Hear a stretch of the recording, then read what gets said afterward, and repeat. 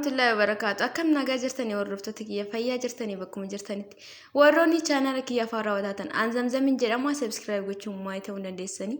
Itti aansuun viidiyoo kana qabadee dhufeetiin jira hanga dhumaan waliin turaadha. Walumaan gara hojiitti deemnaa kun akkuma argitan kanaan hojiitti seeneetiin jira. Kan amma naqe kun arcee boqqolloo fal'aanaa tokko yoo barbaadan karuuzaatti illee ta'uu danda'a rakkoon qabu. Ka'eshiigis ta'uu ni mala manatti illee qopheessanii ta'uu ni mala rakkoon qabu jechuudha. Arcee boqqolloo fal'aana tokko fayyadameetiin jira. Itti aansuun irdii fuulaa ta'uu qaba. Irdii kanas fal'aana tokko gargaarameetiin jira jechuudha yookaan itti naqeetiin jira. Kanaaf isaan lamaan kana sirriitti wal fudhachiisuudha qabna. Akkasumas mul'atu kanatti irdiin gogaa kennaaf gogaarra dabaree immoo karaalee garaagaraatiin karaa soorata kennan yeroo baay'ee irdii yoo jennu ittoo irratti godhuuf qofa kan fayyadamnutu ni yaadanna jechuudha. Garuu irdiin faayidaa hedduu qaba fayyaa kennaaf. Tariitii immoo warroonni beekanii jira shaayii irdirra hojjetamu hedduutu jira.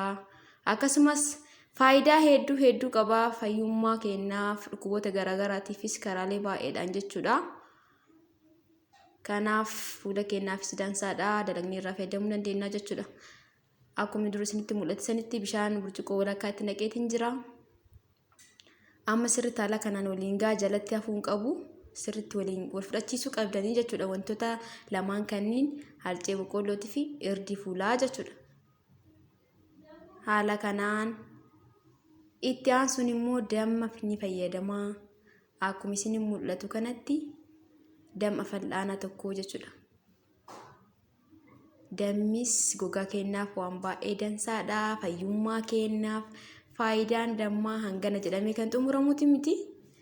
Kanaaf isaan sadiin kana walitti nadheetiin jirra. Bakka geessinee amma sirriitti waliin ga'uudha qabdanii haala gaariin wal fudhachiisuu qabdanii. San booda daqiiqa 10 ni affeeltu jechuudha. Garuu ibidda lashiitti irratti ta'uu qaba. Yeroo affeeltan kana irra keettanii biraa deemuun qabdanii maaliifi nu jalaa akka yaannisan waan hin taaneef biraan deeminaadha. Sirriitti waliin dhaadhaa harka keessan irra fudhatuun nu qabdanii bifa kireemii akka inni ta'uufi jechuudha. Kanaaf waliin dha'uu dhiisuun qabdanii jechuudha. Hanga dhumaa waliin dha'aa kireemii ta'utti. Akkuma isin mul'atu kana kireemii ta'aatiin jira. Kanaafuu waliin dha'uu addaan hin kutinaadha. Daqiiqaa 10 fi ni affeeltan jechuudha haala kanaan. Akkuma isin mul'atu kanatti daqiiqaa 10 booda kunoo irraa bu'ee qorreetiin jira. Kunoo kana fakkaataa kireemii hedduu namatti tolu tokko ta'eetiin jira. San booda meeshaatti galabbaxannaa yookaan garagalfannaa jechuudha.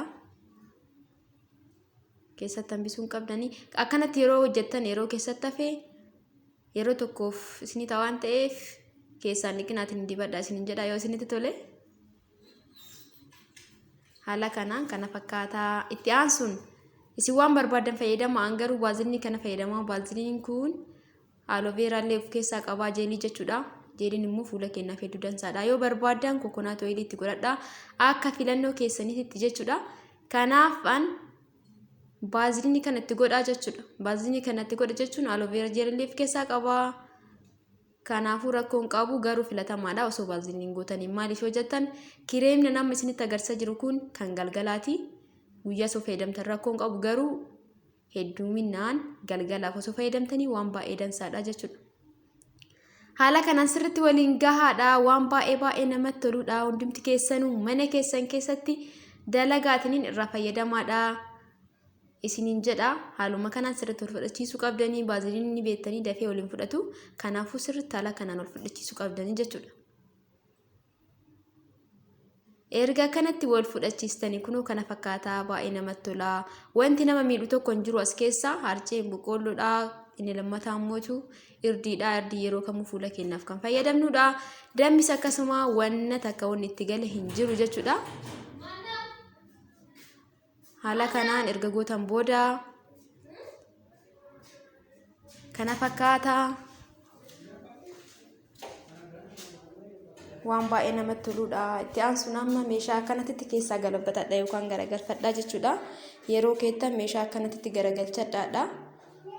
meeshaa laastikii osoo hin taane akkanatti jechuudha. Kanaaf marti keessanuu mana keessan keessatti irraa fayyadamaa isiniin jedha. Haalli fayyadama isaa galgala osoo rafin dura dibadhaa akkuma baaziliinitti garuu ofitti hin baay'isina. Haphisaa dibadhaatiin ganama yoo kaatan saamunaan ofirraa dhiqxanii jechuudha. Wanta kana yeroo qopheessitan kaama qopheesse kun jechuudha. Torbaan tokkoof wanta kan ta'u firiijii keessa keettanii achitti fayyadamuu dandeessanii jechuudha. Aan kana dibadhaa ka dhiqatti hafe kana waan hedduu bareedaadha. Marti keessanuu akka irraa fayyadamtan isin jedha. Dibadheetiin isin agarsiisa. Viidiyoon har'aaf qabadhee dhufe kana fakkaata. Viidiyoo biraatiin angolitti deebinutti marti keessanuu bakkuma jirtanitti fayyaanaa ta'a. Akkuma viidiyoon kun isin bira ga'ee laalaa walii qooda akkasumas subscribe gochuu hin dagatinaa isinin jedha. Ammaan tanaaf fuulli keessan qulqulluu ta'uu qaba yeroo dibattan. Kana ni kaadha. Kasaanii keessaa kana mootu isinitti agarsiisuuf malee anama dibatu hin barbaanne maaliif baaziliiniidha. Kanaafuu isin haala kana naphistanii bifuma baaziliinii saniin dibatu qabdanii jechuudha. Galgala osoo rafin dura ofitti hin baay'isinaadha.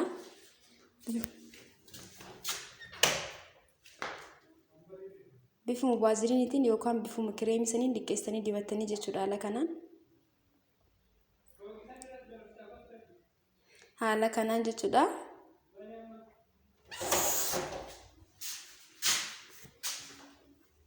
Asperanatti shiniinaayee maal akka ta'e hin beeku. Haala kanaan harka keessan immoo furdistanii yeroo guyyaa yoo barbaadan jechuudha. Furdistanii haxaattanii daqiiqaa 30 hanga sa'a tokkootiin booda ofirraa dhiqxanii jechuudha saamunaan. Anam isinitti agarsiisuuf malee dibadheetii miti. Kanaafuu isin hundaa akka isinitti tolu abdiin qaba. Waan baay'ee dansaadha hin dhiqannee hanga ammaa dhiqoo ofitti dibee waan ta'eef jechuudha garuu hin beeksisu. Kan har'aaf qabadhee dhufe kana fakkaata. Ciao ciao.